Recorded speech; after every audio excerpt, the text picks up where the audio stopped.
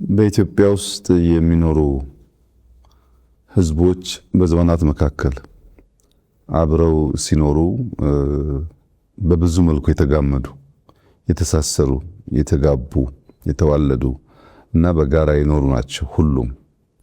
በተለይ ደግሞ አማራና ኦሮሞን ስትወስድ በአቀማመጣቸውና በቁጥራቸው ከፍ ስለሚሉ በኢትዮጵያ ታሪክ መለስ ብለህ እያንዳንዱን አንጓ ብትመዝን በሶስት ዋና ዋና መንገዶች በስፋት የተጋመዱ መሆናቸውን ታያለህ። አንደኛው በጋብቻ ነው። ግለሰቦች ለንግድ፣ ለውጊያ ሲንቀሳቀሱ አንዱ ከአንደኛው እያገባ የመዛመድ ልምምዳቸው ሰፊ ነው። ሁለተኛው የፖለቲካል ጋብቻ ነው። ፖለቲካው በኢትዮጵያ ታሪክ ውስጥ በነበረው ቆይታ ወንበር ለማጽናት በሚደረግ ጥረት ሰፋፊ የፖለቲካ ጋብቻዎች ተፈጽመዋል። ሶስተኛው ደግሞ ባህላዊው ጉዲፈቻ ነው። ብዙዎች በነገስታት ደረጃ የምናያቸውም ጭምር በጉዲፈቻ ምክንያት በዚህም በዚያም ወገን ሰፊ መስተጋብሮች፣ አብሮ ማደጎች፣ ባህል መጋራቶች በኦሮሞም በአማራም ህዝቦች መካከል የቆየ ልምምድ ነው። ጥቂት ምዕተ ዓመታት ወደ ኋላ መለስ ብለን የኢትዮጵያን ታሪክ ብንመለከት ለምሳሌ የሸዋ ሱልጣኔቶች የሚባለው ዘመን 350 ዓመት ገደማ ቆይቷል። የሸዋ ሱልጣኔቶች በመንግስት በፈጠሩበት ከባቢ ላይ በስፋት ኦሮሞዎች፣ አማሮች፣ አርጎባዎች፣ ጉራጌዎች፣ ሌሎችም ብሔሮች ያሉባቸው አካባቢዎች ናቸው። በዚያ 350 ዓመት ጉዞ ውስጥ ብዙ ስብጥር፣ ብዙ መጋመድ እንደነበረ መገመት ይቻላል። ኋላም የኢፋትን ሱልጣኔት ብንወስድ ከ130 ዓመት በላይ ቆይቷል። ከሸዋ እስከ ዘይላ የሚዘረጋ ሱልጣኔት ነው። በዚህ ቆይታ ውስጥ እንደዚህ ያለ ከፍተኛ የሆነ መስተጋብር እንዳለ መገመት ይቻላል። ከጎንደሪያን ፔሪድ በፊት ሰርጸ ድንግል መካከል አካባቢ ተነስቶ እስከ ምጽዋ በነበረው ዘመቻ ሰፊ ጦር ይዞ ስለሄደ በዚያ ሂደት ውስጥም ከዚህ አካባቢ ወደ ሰሜን ብዙ መዋለዶች፣ መዋሃዶች እንደነበሩ ታሪክ ይናገራል። የጎንደሪያን ፔሪድ ብቻውን ግን ወስደህ ብታይ የነዚህ ህዝቦች በዘመናት መካከል በፖለቲካል ጋብቻ እና ጉዲፈቻ የነበራቸውን ውህደት በደንብ ማየት ትችላለህ። ሱስንዮስን ብትወስድ በዚህ አካባቢ ያደገ ሰው ነው። ከዚህ ዘምቶ ነው ወደዚያ አካባቢ የነገሰው።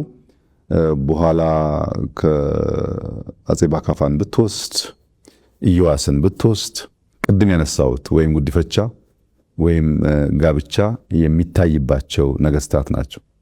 በነበራቸው ቆይታ ውስጥ እንደዚህ ያለ ውህደት ታይቷል። በኋላ ከጎንደሪያን ፔሪድ በኋላ የይጁ ዳይነስቲን ብትወስድ እንደዚሁ ከምዕተ ዓመት በላይ የቆየ ዳይነስቲ ነው። በዛ ውስጥም ከይጁ የተነሱ ወደ ጎንደር፣ ወደ ጎጃም ሰፊ ውህደቶች ነበሩ። በወሎ፣ ጎንደር፣ ጎጃም፣ ሸዋ መካከል ሰፊ እንቅስቃሴና መዋሃዶች እንደነበሩ ያ ታሪክ ያሳያል። ሰምተህ እንደሆን ስማቸው ጎላ ጎላ ብለው የሚነሱ ራስ አሊ ቀዳማይ፣ ራስ አሊ ካላይ፣ ራስ ጎክሳ የሚባሉ ሰዎች የነበሩባቸው ዘመኖች ማለት ነው።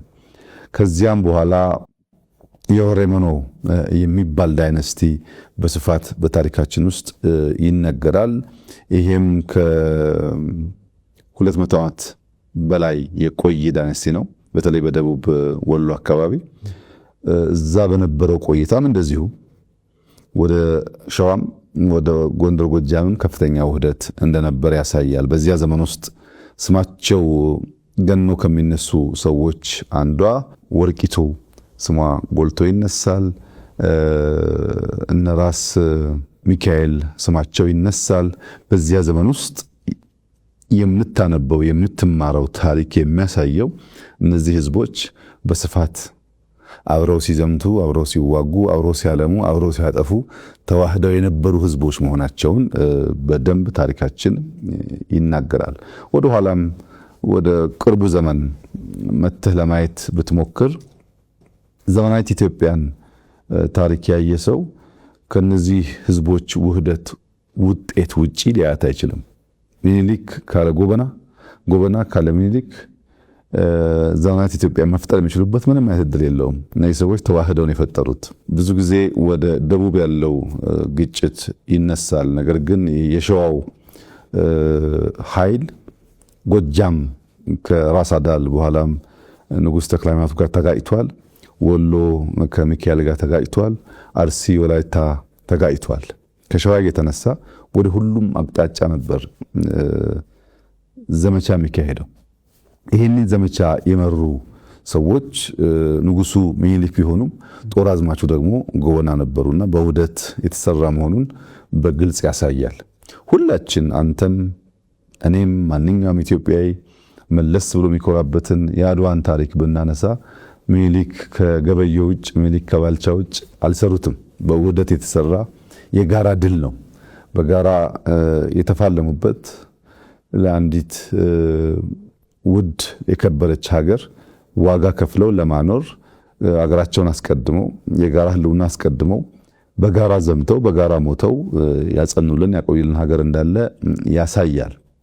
በህዝቦች ደረጃም እንኳን ብትወስድ እንደ ማህበረሰብ አርሶ አደሮች በፊውዳል ስርዓት ላይ ማመጽን ብትሰማ የጎጃም ገበሬዎች አመጽ ትልና የባሌ ገበሬዎች አመጽ ሲባል ትሰማለህ። እና እስከ በኋላ ድረስ ባለው ታሪክ ውስጥ እነዚህ ሁለት ህዝቦች ለዘመናት አብረው ሲዘምቱ፣ ሲጋቡ፣ ሲነግዱ፣ ሲኖሩ በብዙ ሲዋሃዱ የኖሩ መሆናቸውን የኢትዮጵያ ታሪክ በግልጽ ያስቀምጣል። በእርግጥ ይህ ባህሪ በሁለቱ ብሔር ላይ ብቻ የተወሰነ አይደለም። ብዙዎቹ ላይ እንደዚህ አይነት የመዋሃድ እና አብሮ የመኖር ልምምዶች በስፋት ኢትዮጵያ ውስጥ አሉ።